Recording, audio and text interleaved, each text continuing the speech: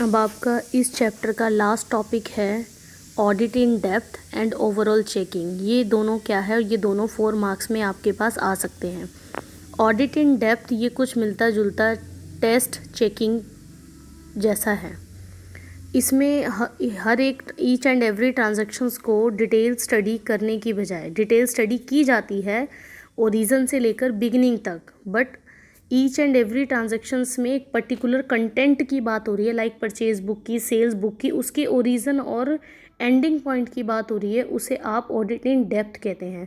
Like आपने कुछ purchasing करी है, उसको परचेज करने से पहले क्या है, आपने पहले ऑर्डर लगाया, उस रिक्विजिशन स्लिप को जमा किया, ऑर्डर वहाँ से गोडाउन से निकला, आपके गोडाउन में आपको रिसीव हो गया, उसकी आपने एंट्री कर दी, ओरिजिन से एंड तक लेकर जो परचेज डे बुक आपने तैयार की है या सेल्स डे बुक आपने तैयार की है, वो आपका क्या कहलाएगा, ऑडिट इन डेप्थ कहलाएगा। इसका मतलब ये आपका ओवरऑल बेस है टेस्ट चेकिंग के ऊपर।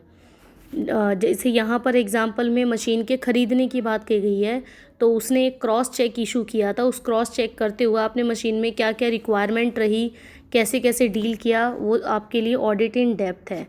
लास्ट पॉइंट आता है ओवरऑल चेकिंग क्या है।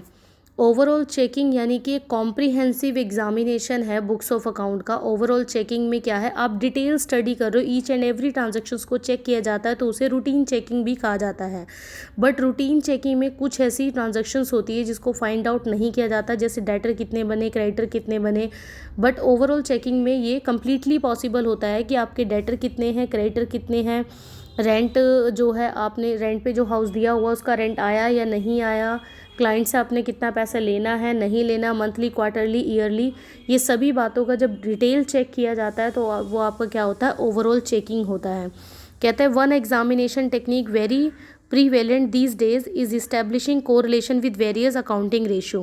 This technique is also included in overall checking. For example, by comparing the gross profit ratio of the current year with that of the previous year, we can find out whether the अब देखो gross profit ratio से हमें ये पता लग रहा है कि कितना स्टॉक हमारा प्रॉपरली आया है, सेल्स कितनी जा चुकी है, कितना रिमेनिंग रह गया, रॉ मटेरियल आपने मंगवाना है या नहीं मंगवाना।